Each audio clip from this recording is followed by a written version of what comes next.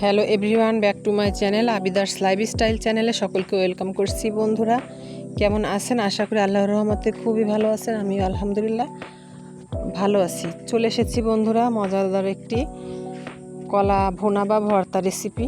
সাথেই থাকুন, দেখতে পারবেন বন্ধুরা মজাদার এই কলা ভর্তা কিভাবে তৈরি করে নিয়েছি। একবার খেলে কিন্তু কথা দিচ্ছি আপনি কিন্তু এই কলা ভুনা ভর্তার প্রেমে পড়ে যাবেন। তো প্রথমে এই তো আমার কিছুটা পেঁয়াজ লাগবে, তো পেঁয়াজগুলোকে আমি কেটে নিচ্ছি। আর আজকে কলা ভুনা ভর্তা করার জন্য আমি এখানে বিশাল সাইজের দুটো কলা নিয়েছি, যা খেয়ে কিন্তু শেষ করা যাবে না।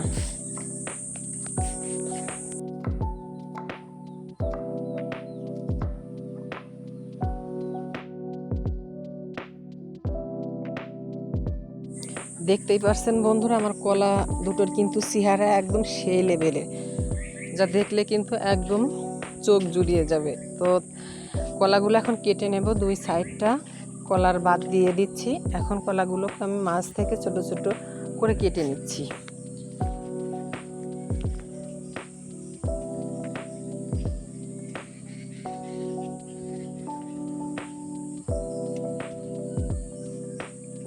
তো কলাগুলো আমি কেটে নিয়ে এখন একটি পাত্রে দিয়ে দিচ্ছি। দিয়ে দেব সামান্য পরিমাণে একটু বৃষ্টির পানি, আর দিয়ে দেবো একটু হলুদের গুঁড়ো দিয়ে কলাগুলোকে আমি সিদ্ধ করতে বসিয়ে দেব।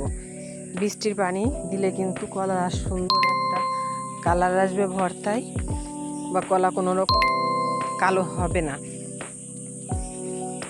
তো এই তো যে পানিটুকু আমি দিয়েছি, আপনারা জানেন কলা কিন্তু সিদ্ধ হতে খুব বেশি সময়ের প্রয়োজন হয় না, অল্প সময়ে কিন্তু কলা সিদ্ধ হয়ে যায়। তো যেটুকু পানি আমি দিয়েছি সবটুকু পানি আমি শুকিয়ে নেব।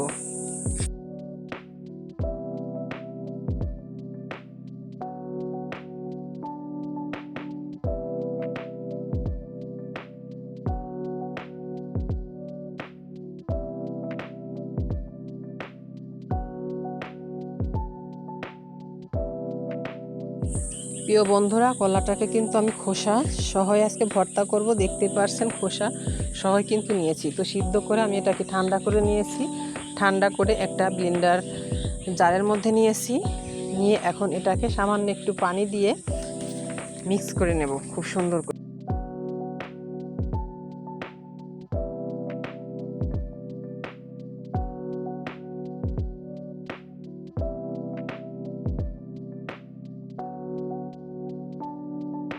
এখন কলা ভর্তা ভুনাটা করার জন্য একটি কড়াইতে আমি দিয়ে দিয়েছি তেল। তেলটা একটু গরম হলে দিয়ে দিচ্ছি ছোট করে নেওয়া কয়েকটা শুকনো মরিচ। মরিচটা তেলের উপরে এভাবে ভেজে নিলে কিন্তু খুব সুন্দর একটা ফ্লেভার আসবে কলা ভর্তায়, যা খেতে কিন্তু অনেক মজার হয়ে যাবে এবং কলা ভর্তায় টেস্ট কিন্তু বেড়ে যাবে।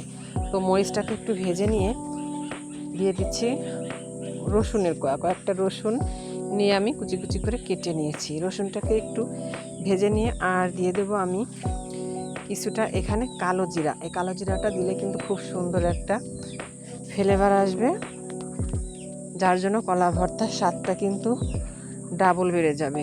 তো এখানে আমি যে পেঁয়াজ কেটে নিয়েছিলাম সেই পেঁয়াজগুলোও দিয়ে খুব সুন্দরভাবে পেঁয়াজ রসুন মরিচ এগুলোকে লাল লাল করে ভেজে নেব। এদিকে আমি দিয়ে দেব একটু মরিচের গুঁড়ো, স্বাদ মতো লবণ, আর আপনারা চাইলে কালার করতে চাইলে একটু হলুদের গুঁড়াও কিন্তু মিশিয়ে দিতে পারেন।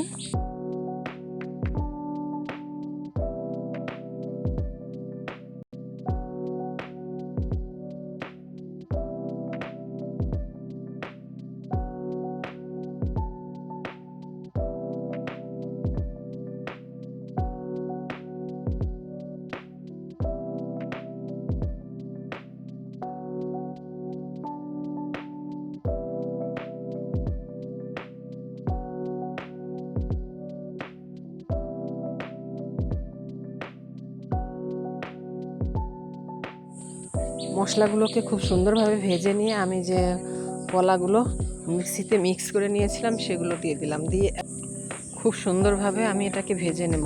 আর ভাজতে ভাজতে এমন একটা সুন্দর ঘ্রাণ বের হয়েছে, যেটিতে আমার রান্নাঘরটা কিন্তু একদম মইময় হয়ে গেছে।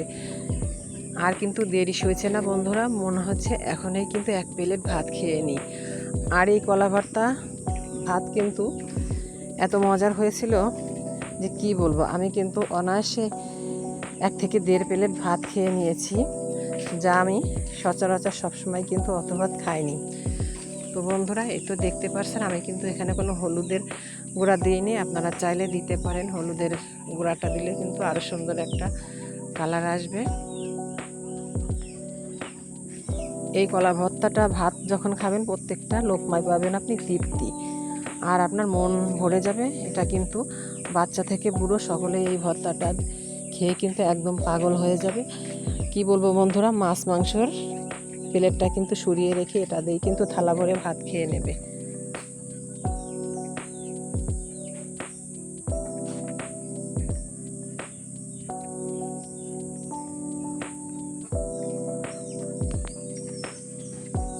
ভর্তাটা নামানোর আগ মুহূর্তে আমি দিয়ে দেবো একটু ভাজা জিরের গুঁড়া, তাহলে কিন্তু খুব সুন্দর একটা ঘ্রাণ বের হবে। তো বন্ধুরা, এই তো ভর্তাটা কিন্তু আমার রেডি হয়ে গিয়েছে। তো এই তো আমি একটু গুঁড়ো দিয়ে দিচ্ছি, ভাজা জিরার গুঁড়ো। তো বন্ধুরা, কেমন লাগলো আপনাদের কাছে আমার এই কলা ভুনা ভর্তার রেসিপিটা অবশ্যই কমেন্টের মাধ্যমে জানাবেন। আমি এখন একটি সার্ভিং প্লেটে নিয়ে নেব। তো বন্ধুরা, ভিডিওটা আজকের মতো এ পর্যন্তই ছিল। দেখা হবে নেক্সট ভিডিওতে নতুন কোনো রেসিপি নিয়ে। সে পর্যন্ত সবাই ভালো থাকবেন, সুস্থ থাকবেন। আল্লাহ হাফেজ।